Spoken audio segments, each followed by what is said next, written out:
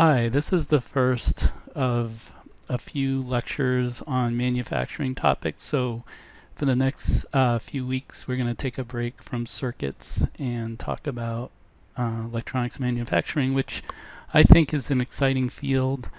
Um, Electronics manufacturing, it's everywhere from cameras and computers and smartphones to cars and airplanes and just about all gadgets nowadays have some electronics associated with it. So this portion of EE113 is about how to make these electronic devices.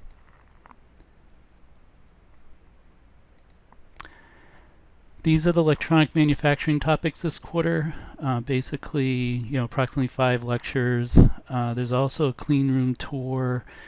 When we're on campus, we actually go to the actual building, and Dr. Hawkins gives us a personal tour. But of course, in the online environment, that's not possible. But we do have a virtual tour that Dr. Hawkins put together. There's also a manufacturing quiz along with some worksheets. I believe there's about 3 worksheets that are graded. Now, some other differences based on the online environment that we have, some differences from what I have listed here, is that there's just the quiz. I have 30 minutes here, but I think it's actually a 40-minute quiz. But due to the online, we won't have this 4E sustainability analysis assignment. Okay, so there'll just be the quiz along with some worksheets. In fact, there's a worksheet that's due for this lecture that I'll talk about towards the end of today's talk. Also, another change is the final is strictly a circuits final, so there won't be any manufacturing topics on the final.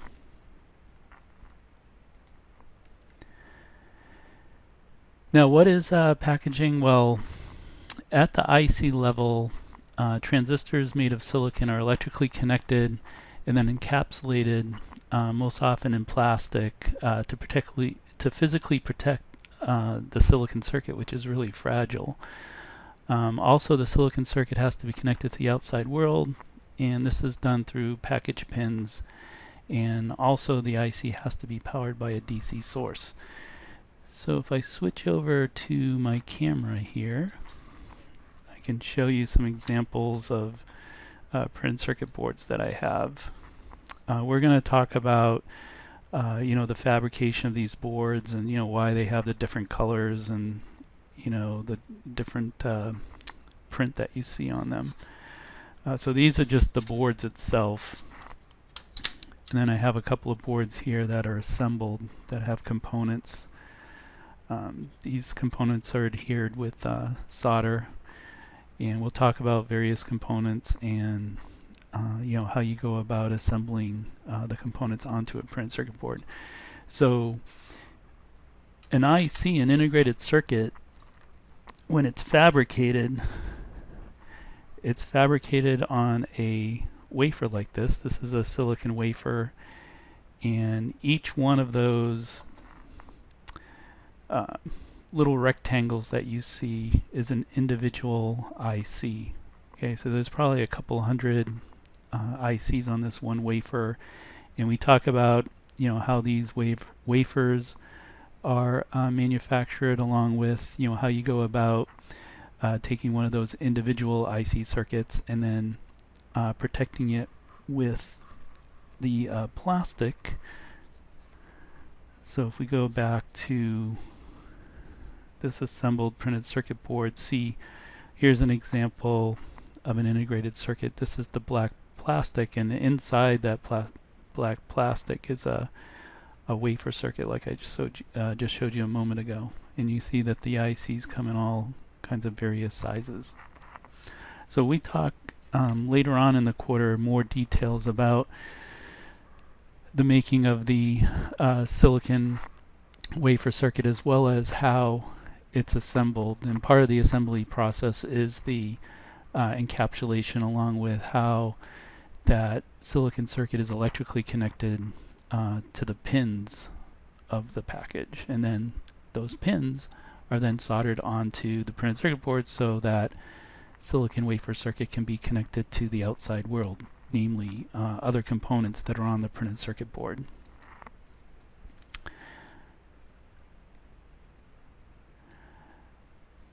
Now, like I just mentioned, the package pins connect to the printed circuit board traces that electrically connect to other components and to the DC power that powers the integrated circuit. And the printed circuit board provides mechanical stability, also with some heat sinking. You always have to be concerned with dissipating heat, because as these circuits are powered and current flows through them, they heat up, and you always run the risk of overheating something if that component cannot dissipate that power effectively. So there's means of there's manufacturing techniques of making sure that components don't become overheated.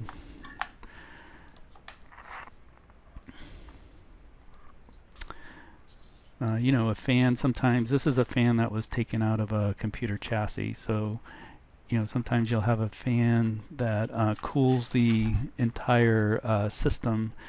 Here's another smaller fan that typically you find fans like this mounted right to an integrated circuit. In fact, a lot of times the microprocessor integrated circuit in computers will have a fan attached right to it for the cooling. Sometimes instead of fans, a big block of metal like this here, this is an aluminum heat sink. So this radiates off heat. It works like a car radiator. On this assembled printed circuit board that I have here, these ICs that stand up, you can see that a heat sink is attached to those, and again, those heat sinks are providing power dissipation so the IC doesn't overheat.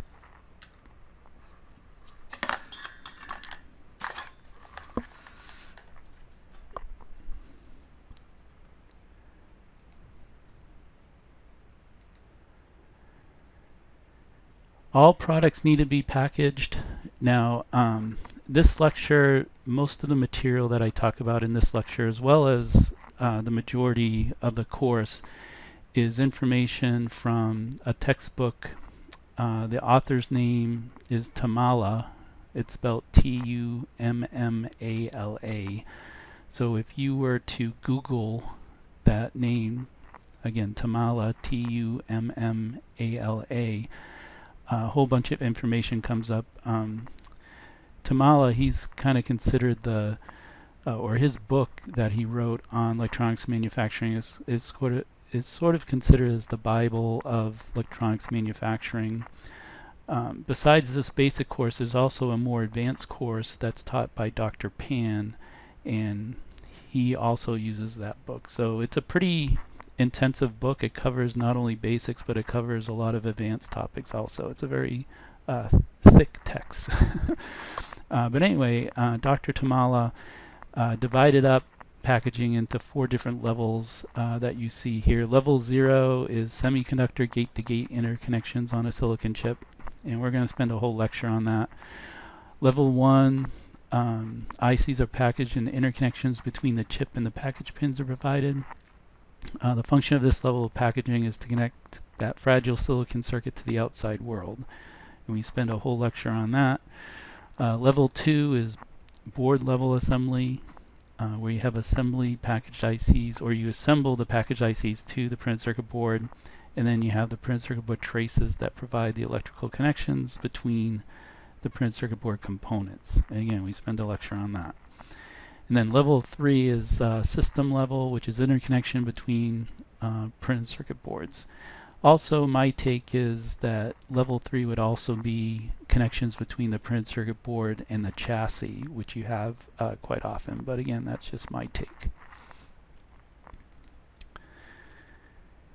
Do all ICs have levels, or do all ICs have all the levels of packaging? Not necessarily, especially nowadays where products are becoming smaller and smaller. To make the packages take the least amount of space, and to make the product smaller, sometimes ICs are packaged or connected directly to the printed circuit board, and this is called chip on board. Okay, the acronym is COB, C-O-B, chip on board. The main focus of this class, though, is the different levels that were shown on that previous slide. This is sort of a special case, and there's a couple of pictures of what's this chip on board is. So you see here's that fragile silicon circuit, and it's connected directly to the printed circuit board. In other words, there's not a package with pins built around it.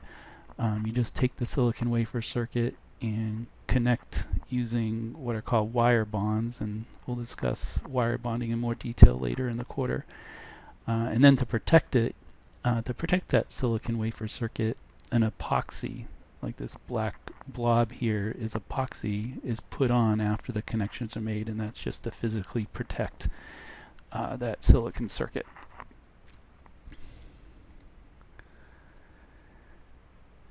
These are the reasons why packaging is important. Performance depends on the packaging because the component speed is so fast that the limiting factor nowadays in computers is the distance the electricity needs to travel, and that distance depends on aspects of packaging. Also, the size of a product relies on the packaging. You know, for example, smartphones, the reason we can put so much technology in such a small amount of space, like inside a smartphone, is because of advances in electronics manufacturing that's taken place the last few decades. We'll talk about surface mount technology, which is a big part of making small products with a lot of sophistication, along with there's also printed circuit boards that instead of having the base of them made of fiberglass like the printed circuit boards I showed you earlier in this discussion, there's also printed circuit boards that have a material that's basically film that can be flexed, and therefore you can fit the boards into, you know, tight spots. Reliability depends on packaging, and that's because the silicon wafer circuits, they've gotten so good at building them that there's low failure rates with the actual silicon circuit itself. So usually if there's a failure with an IC, it has to do with the packaging, not the silicon wafer circuit. And then also cost due to large-scale, highly automated, efficient, and high-throughput manufacturing processes. The cost of microsystems are relatively low, but what can be sometimes costly, or what controls the cost of electronics products a lot of times now, is the system level type aspect, where that involves more labor. And again, we'll talk more about this in more detail during the course. This first lecture is just sort of an interview of things we're going to go into more deeply later. There will also be several videos that you'll see in the upcoming lectures that go over these various processes. So these are the manufacturing topics for discussion this quarter. There's 4 topics as you can see, and we'll spend a lecture on each of these. So a lecture on PCB fabrication, and here's some of the topics within that larger topic. A lecture on PCB assembly, lecture on IC fabrication, and an IC, or a lecture on IC assembly. In addition to electronics manufacturing topics, there's a portion of the course where we discuss sustainability issues arising from the manufacturing of electronics products. So this video here that I'll have you watch on your own talks about the basics of sustainability, from, you know, what it is to some of the more important aspects and consequences of it. And there's a worksheet that's graded where some of the answers on that worksheet are in this video. And I'll show you that worksheet coming up in a moment. But let me also point out that there's this video also to watch that talks about this company, I believe it's over in Europe, that makes this smartphone called a Fairphone, and their big marketing aspect to this phone is that they claim it's the most sustainable phone.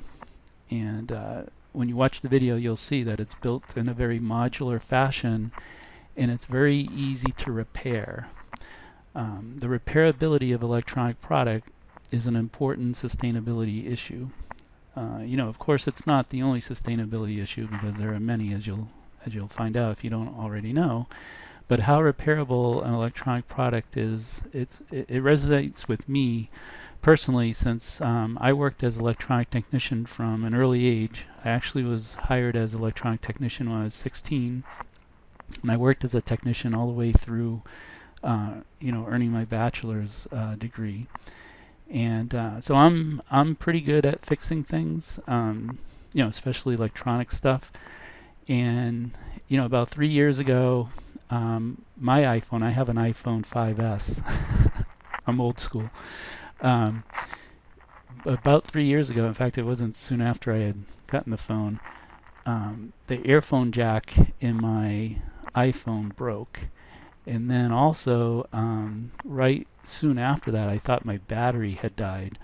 So I looked into repairing it myself, because having been a technician, I just feel like I should be able to fix it. I shouldn't have to take it somewhere and have someone else do it. And I ran across this video.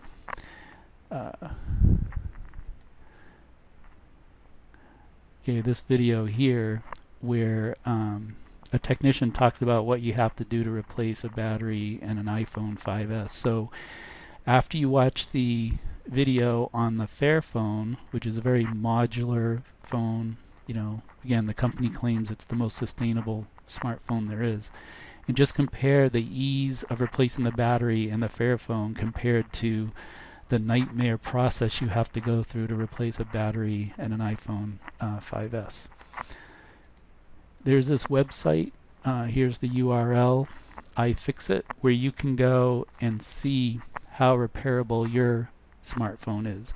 This company, iFixit, which I believe was actually started by some Cal Poly students, they list I think just about every smartphone in existence, and they rank it from 1 to 10, 10 being that it's very easy to repair, and 1 being that it's near impossible to repair. And you'll see that the only phone that gets a 10 is the Fairphone. Most iPhones get like a 5 or a 6, something like that. Okay, then also there's this website that Dr. Braun of the EE department put together that goes over what this 4E sustainability analysis is. So I'll have you go to that website and check that out. And like I said, there isn't a 4E sustainability analysis assignment due on the day of the quiz, so just ignore that. However, you will have to go to this website to answer a couple of questions that are on the worksheet for this lecture. So let me show you that worksheet.